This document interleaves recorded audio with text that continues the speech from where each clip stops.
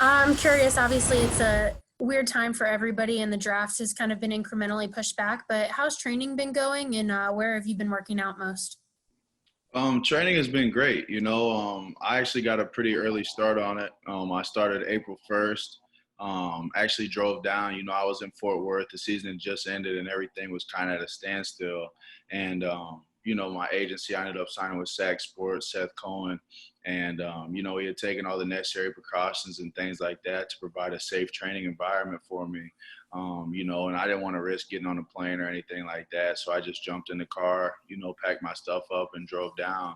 And since then we've been going every morning, working out 8 in the morning on court, and then we'll have strength conditioning for an hour, followed by rehab and recovery. I'll go home and relax for a little bit, and then go home or go back and do another shooting workout later in the afternoon. So, it's been good, and I feel like I've touched up on a lot of areas that I needed to, heading into this draft, and I'm excited. And if you can remind me, where did you drive down to? Miami, sorry. Gotcha. No worries about that. And I'm curious at this point, how many teams have you been able to talk to and interview with, and have the Mavericks been one of them? I've interviewed with, I believe it's 26 teams, Okay. just about everybody. I haven't interviewed with the Mavericks. They've called my coaching staff numerous times. I feel like a couple of the teams haven't necessarily interviewed everybody that they have on their list, or I don't know exactly, what approach teams are taking. Mhm. Seems like there's interest there, but no interview yet. Gotcha. Thank you. Great, thanks. With our next question, we'll go to Dwayne Rankin. Thank you, appreciate it. It's a lot of teams there, Desmond. Is the Phoenix Suns one of them that's talked to you? Yes, sir. Okay. Just what do you think about them as an organization in terms of possibly fitting in there? And then B, what do you feel like you can bring right away to an NBA team? I love the idea of Phoenix. I had a long, nice conversation with James Jones. And he's one of those guys that was really high IQ, knew his role on the team, could shoot the ball. Brings a lot of similar qualities that I do to a team. I feel like I bring toughness, IQ on both ends of the floor, and shot making. You pair me with guys like Devin Booker and Aiden, who draws a lot of attention, and there's a lot of open shots. Cam Johnson just went there last year, and he had a great rookie year. I believe he shot almost 40% from three. And I feel like I can replicate a lot of that success and bring another wing shooter as well as some toughness to the team. And just quickly, just to follow that up, I found it interesting in looking at guys who are up for the draft. You had a game. Nice outside. What's that? You had a game against Iowa State where Tyrese had a big game, and so did you, and you guys pulled it out in overtime. But just your thoughts on Tyrese and what do you think of him as a player? I love Tyrese. First off, he's a great person. He's a great kid. It shows on the floor with his enthusiasm, and the way he conducts himself. But, Ty's a really good player, can make shots.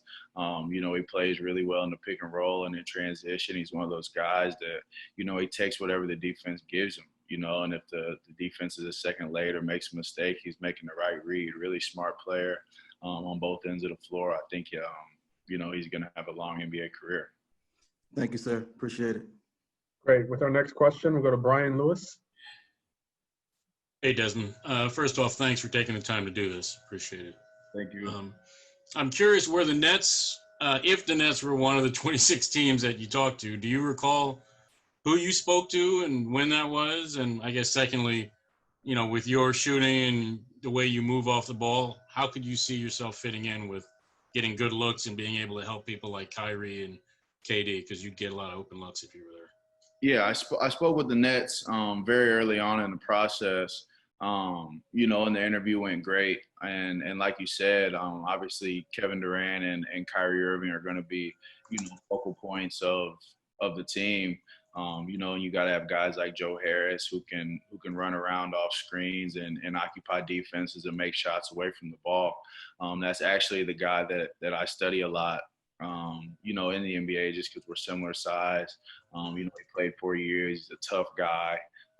make shots off a lot of different movements, can play off of handoffs, and things like that. So that's somebody that I really try to model my game after, and he's had great success in the Brooklyn organization, and I feel like I could have, similar success. Great, thank you. For the next question, we'll go to Tom Westerholm. Hey, Desmond. Two quick questions for you. First, are the Celtics one of the teams that you've talked to? And if so, if you just have any thoughts on how those conversations went. And then second, obviously you've got, good size off the ball. Do you see versatility as something that you can bring to a team? Yeah, no question. I interviewed with the Celtics as well. I believe they were my first interview. I think I was the first interview for 15 of the teams that I interviewed with, and then second, for a good majority of the other ones. So there was a lot of interest early on, and the Celtics were one of those teams, and they play a lot of similar wings, versatile wings, guys who can switch all over the floor. You saw how valuable a guy like Grant Williams was, a rookie that stepped in and could guard multiple positions. And that's something that I feel like I bring to the table as well. And some off-ball shooting and things like that. Like you said, I have good size for the position, and versatility is something that I hang my hat on. I'm kind of one of those junkyard dog guys, similar to Marcus Smart. It doesn't matter if, I get matched up on a guy that's much bigger than me or much smaller than me. I'm gonna find a way to get it done. Great. With the next question, we'll go to Aaron Rose. Hey, Desmond. I'm wondering if there's an area of your game that you've been working on in the offseason. Yeah, the feedback that I've gotten from a lot of NBA teams, they feel like I can shoot the ball. I defend, I play hard. I'm a smart player on both ends of the floor. This past year I was in a pick and roll a little bit more, and was asked to handle the ball more. Showed a little bit of playmaking skills and things that I couldn't show in the previous 3 years, and that's something that they told me to continue to work on. Depending on the organization and team I go into, I may have to play some secondary, play out some secondary actions and things like that, and be able to initiate offense. So like you said, or like the question before, pointing to that versatility, being able to play off the ball and on the ball is something that I want to be able to do to provide value early on at the next level. Have you spoken to the Toronto Raptors, and how do you think you'd fit with their guards? Yeah, I spoke to the Raptors as well. Toronto was a really, really good interview. I loved their style of play. Nick Nurse is one of the great minds in basketball. Being able to throw different defenses on the fly. The Raptors are one of those teams that's never going to stop fighting. And I feel like that kind of fits my DNA. And with Lowry and Siakam and all those guys, I feel like I could go there and have similar success. Like Terrence Davis, he's a bigger, athletic, strong guard who defends well, plays hard. I feel like I could bring some of those same characteristics to the table. Thank you. Good luck. With our next question, we'll go to Jesse Zaragoza. Hi, Desmond. How's it going?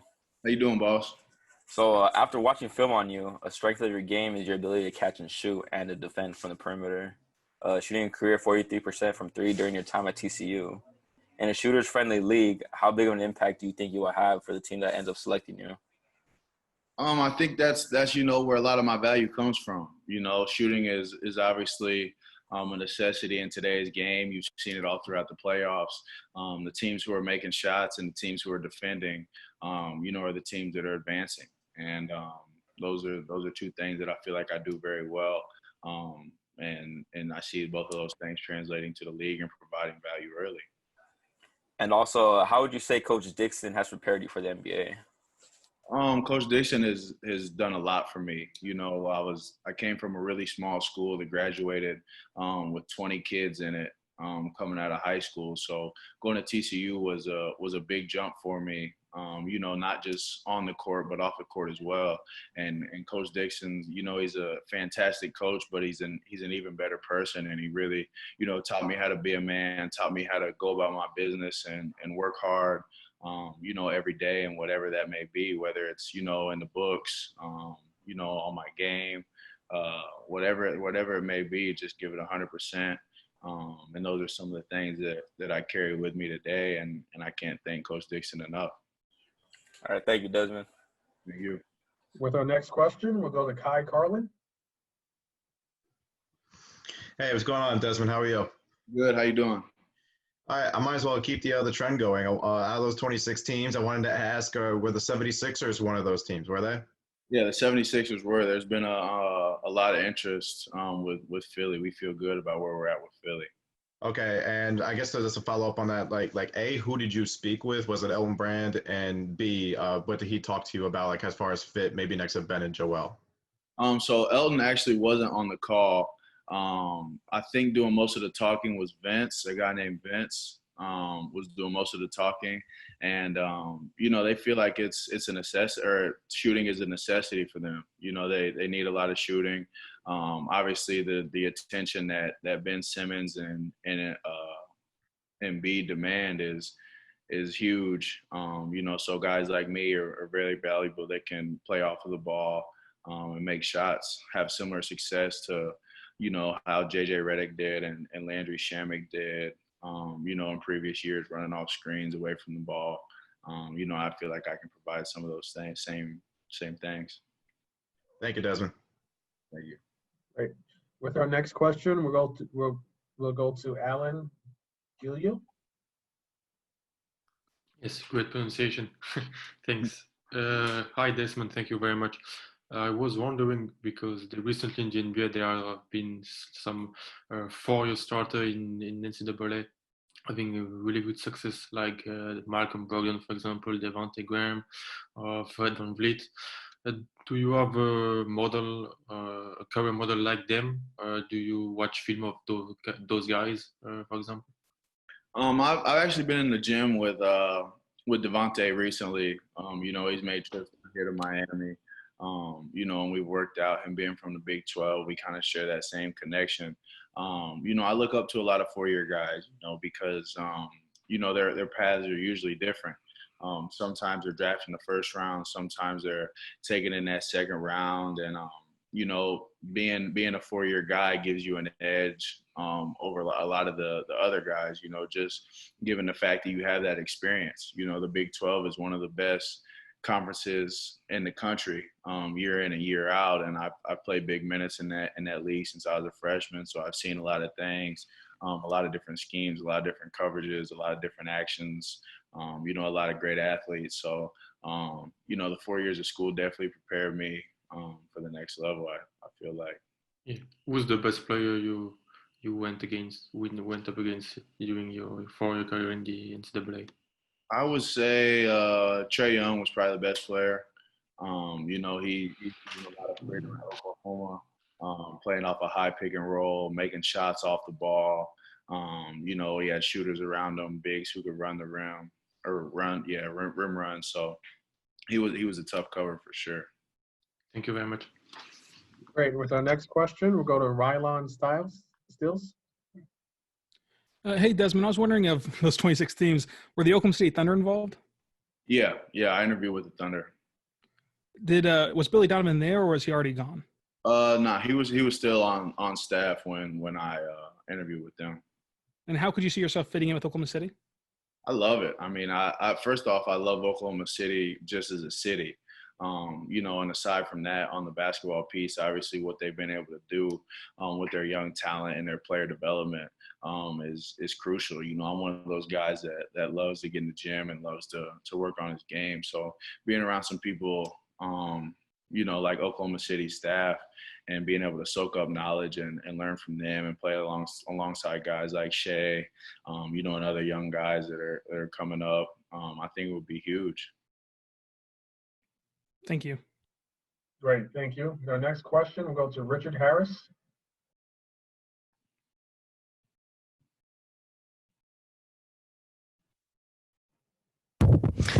Hey, Desmond, how you doing? Good, how you doing? I'm doing good. You've probably heard this 1,000 times, but great shooter, great passer, great intangibles. but not very long, not very athletic. So how do you answer those critics? And what can you do, or what are you doing to, maybe improve in some of those physical areas where you get criticized for? Yeah, I mean, I feel like people don't necessarily know how athletic I am. I feel like after the combine testing, and things like that, that'll be able to help me out a little bit. But as far as my length goes and things like that, it is what it is. I had a conversation with Ryan Miller, the assistant coach, my sophomore year after I came back from the USA camp. And he was telling me how I was an NBA prospect. And he was telling me, I'm not gifted like some of these other guys, and I'm going to have to go above and beyond, if I want to play at that level. And that's why, my attention to detail has to be so great. My motor has to be, above and beyond everybody else's. And those are things that I've trained myself to do. And, it shows. And that's the reason why I feel like I'm in the position I'm in today, is because of, my hard work and my discipline with the game. Yeah, you definitely check all those intangible boxes for sure. Let me follow up. Related question. The one thing, watching you on film, the one thing I see in your game that's probably missing, and it's not that you're not efficient at it, you just don't do it a lot. So I know you're good with runners and floaters, but going all the way to the rim, you don't do that often, and you're a strong guy. Is there any special reason? Is it just because you really started to master the runners and floaters, or do you think that's an area of your game you really need to do more often, be more aggressive in that area? Yeah, no question. I mean, once I got to the Big 12, it was obviously a big jump for me. I was playing against, I was the biggest guy on the floor everywhere that I went, so it was just, easy layups. And when I got to the Big 12, I started working on these creative finishes, like over and around the bigs, and not even utilizing my size and my strength, often picking the ball up a little bit too early and taking off from too far, and, having tougher angles at the basket instead of taking one more dribble and, using my frame to go through guys. And that's something that I've been working on, since I've gotten down here to Miami, which will, also, help me get to the free throw line some more as well. Right. Good point. All right. Thank you so much, and good luck. Thank you. Great. With our next question, we'll go to Ferdinand Rivera. Hey, Desmond from Puerto Rico. Which teams have shown the greatest interest in you? And lastly, when did you start to believe that reaching the NBA could be a reality? The teams who have showed the most interest, me and my agent were just talking about it the other day.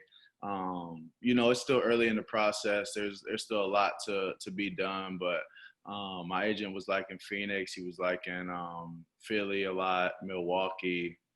Who were the other two? And there were two others. I'm sorry. I'm not exactly sure, and I don't want to give you the wrong answers, but there's been a lot of interest across the board. Those were three that really stuck out with him. Yeah. Great. Thank you. Next question, we'll go to Luis Policelli. Hey, Desmond. You talked about being a secondary guard in the league, but do you think you can play as a primary too, as a lead guard? Yeah, I do. I mean, I feel like I can, play wherever the organization puts me at. That's what I've been working on this offseason, just having the proper tools and the proper repertoire to be able to do whatever I'm asked of at the next level. It's similar to how it was in college. My freshman year, I wasn't asked to do much. My role grew a little bit my sophomore year, my junior year, and then my senior year, I'm put in a pick and roll and different types of situations and playing things and doing things that people didn't know I could do. And I feel like it'll be the same way at the NBA level. I'm one of those guys that, it's a plug and play guy. You throw me out there and tell me something to do, and I'm gonna figure out a way to get it done efficiently. Great, thank you. With our next question, we'll go to Alex Kennedy. Hey, Desmond. Thanks for doing this. Appreciate it. We met last year at the PBC, the Professional Basketball Combine. So I wanted to ask you, I know back then you were considering whether you should enter the draft or go back to school. How much do you feel you improved in the past year? I feel like it was huge for me. You know, I improved a lot, you know, on the court, but also off the court. You know, I take a lot of those experiences that I had throughout the pre-draft process last year. You know, Jeff Green spoke to us, and it's something that'll stick with me forever. You know, he was talking about his goal was to play a certain number of years in the NBA. And, you know, he's always getting older, and there's a draft every year, and they're bringing in, you know, younger guys every year. So, you know, his attention to detail and the way he works on his game and takes care of his body in the off season, you know, has to be that much more as the older he gets if he wants to, you know, continue playing. You know, and as a player, I feel like I've really improved, you know. Like I said, I was thrown into a little bit more of a playmaking role this year, and, you know, being able to make plays out of pick and roll and make plays off of closeouts is something that I wasn't as efficient in the year before. You know, so I improved in that area a lot. And then my junior year, I was also, you know, a standstill shooter, catch and shoot guy. And then this last year, I showed that I can come off of floppy actions, pin downs, and different types of actions, as well as shoot the ball off the dribble, you know, whether that be out of pick and roll and transition, whatever the case may be. So really just became more versatile of a shooter. And real quick, people have said with how hard you've worked and your confidence in yourself, what's your reaction when people say, oh, this is a weaker draft class, or they criticize the class? You know, how do you respond to that? I mean, everybody's going to have something to say. They're going to talk. I try not to pay too much attention to the media. You know, I feel like 10 years down the road, they'll be talking a lot differently about this draft. You know, I played against a lot of these guys and been in front of a lot of these guys. And, you know, there might not be as much star power in this draft, but I feel like there's a lot of guys that provide a role that's needed in the NBA, and will be in the NBA for a long time because of it. Thanks, Great. Desmond. Good luck. Thank you. We only have time for a few more questions, so let's go to Brian Lewis. Hey, Desmond. Hate to follow up on this, but I'm just curious, since the Nets have had 3 head coaches since March, do you have any idea when you talked to them, and do you recall who you might have spoken with? I can't tell you exactly who I spoke with. Okay. It was back in April, that first week, when everybody, you know, could open up on interviews. I believe that was our first interview as well. So it was very early on, and the interest was significant. Okay. Thank you. Great, thank you. To our next question, let's go to Dwayne Rankin. Dwayne? Yes, I'm here. Dan, I wanted to ask you just a couple things. One, did Phoenix talk to you last year as well? And then two, you obviously play with a lot of confidence. Where did that come from? Like, was that something that's kind of came through time, or have you always been a confident player? I didn't speak to Phoenix last year, but to touch on the next question, you know, your confidence comes through your hard work, you know, your hard work and preparation. You know, I spend a lot of time in the gym, so, you know, when I get in the game, nothing is uncomfortable because I've done it all, you know, thousands of times. You know, so that's where my confidence comes from, and obviously once I get to the NBA, it'll be another step up and another level. But you know, if I continue to work the way that I do, I'm sure that'll remain the same, and you know, the product will be the same as well. Thank you, sir. Great. We have time for 2 more questions. Let's go to Chris Greenham. Sorry. Hey, Desmond. Earlier you mentioned Marcus Smart. You have that similar, you know, high IQ game, hard defensive player. What do you like about his game, and do you see that, you know, defensive skill and defensive IQ translating in year 1? Yeah, I mean, he's a junkyard dog. You know, he's willing to do whatever. You watch the Celtics play, and you know, he's on the floor numerous more times than anybody else on either team, you know, whether it be taking charges, diving on the floor, talking a little trash to get under a guy's skin. You know, he really thinks the game, and he plays the game with a lot of heart. You know, and that's something that I really try to model, and you know, I feel like that'll translate. There's 3 things you can control at all times: your energy, your effort, and your attitude. You know, and I feel like Marcus Smart does a great job of controlling those things, and that's the reason why he's carved out a great role in this league, being able to, be a junkyard dog and a feisty defender. Thank you. Thank you. With the last question, let's go to Noah Levick. Hey, Desmond, you mentioned Joe Harris, JJ Redick. With those guys coming off screens, shooting off movement, what exactly do you try to study with them and try to emulate? It's all about the footwork, honestly.